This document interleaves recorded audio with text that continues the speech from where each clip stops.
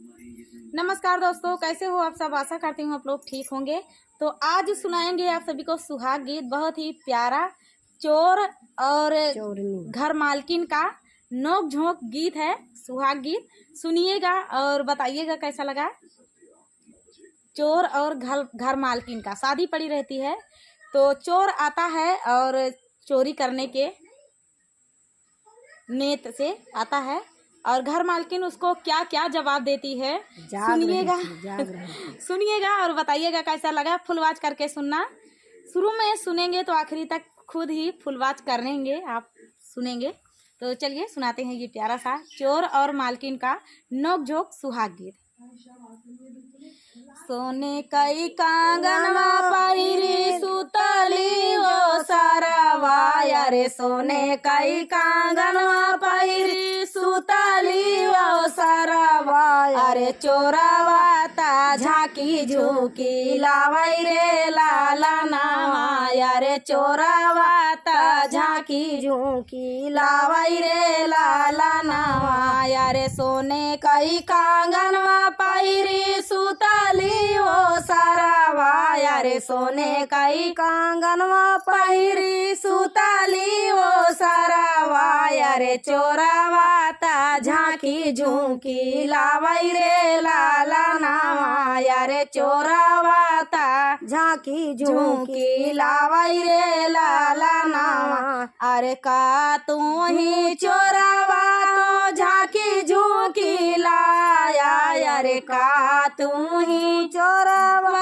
हो झांकी झुकी लाया, यारे नाही जान्या मोरा खाना दाना रे लाला नावा, यारे नाही जान्या मोरा खाना दाना रे लाला नावा, अरे सासू मोरी चोरानी सासुरू बाहेरे दरावा, यारे सासू मोरी चोरानी सासुरू पायरे दरावा, यारे हमाया ही ओ ना कर पातो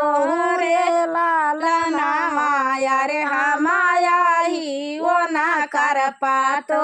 रे लाला नावा, यारे सासू मोरी चोरानी सासुरू पायरे दरावा, यारे सासू मोरी चोरानी सासुरू पायरे दरावा, यारे हमाया ही वो ना कर पातो रे लाला नावा, यारे हमाया ही वो ना कर पातो रे लाला नावा, अरे सोना कैसी कड़िया पायरी सुतली वो सारावा, यारे सोने कैसी कड़िया पायरी सुतली वो सारावा, यारे चोरावा ता झांकी झुकी लावई रे लाला नावा, यारे चोरावा ता झांकी झुकी लावई रे लाला नावा, यारे की तू ही चोरावा रे झांकी झुकी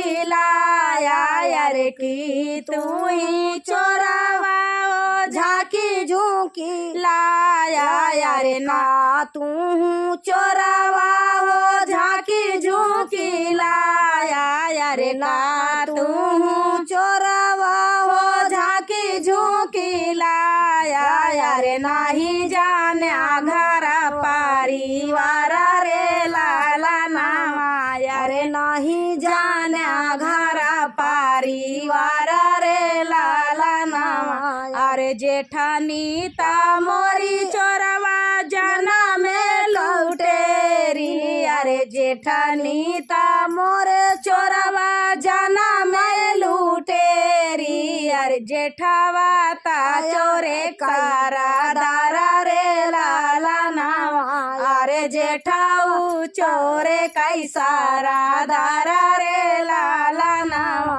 अरे सोने कई अंगूठी पहनी सोते आंगनाई, यारे सोने कई अंगूठी पायरी सोते आंगनाई,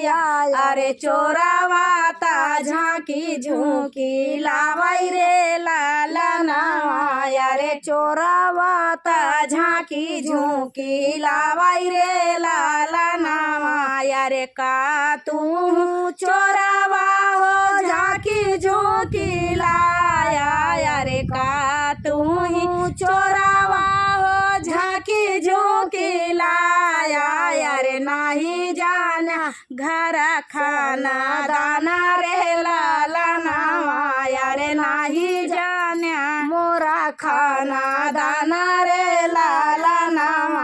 अरे नाना दीता मोरी चोरवा डाकू हसीना रे नाना दीता मोरे चोरवा डाकू हसीना रे देवारूता मंगल सिंह वाई रे लाला नावा रे देवारूता मंगल सिंह कहावा मई रे लाला नावा अरे नाना दीता मोरे चोरवा डाकू हसीना रे नाना दीता मोरे चोरवा डाकू हसीना रे देवारूता मंगल सिंह कहावा मई रे लाला नावा रे देवारूता मंगल सिंह कहावा मई रे लाला नावा। तो दोस्तों ये प्यारा सा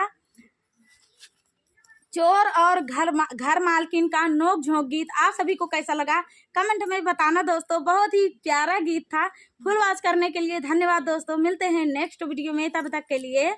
नमस्कार।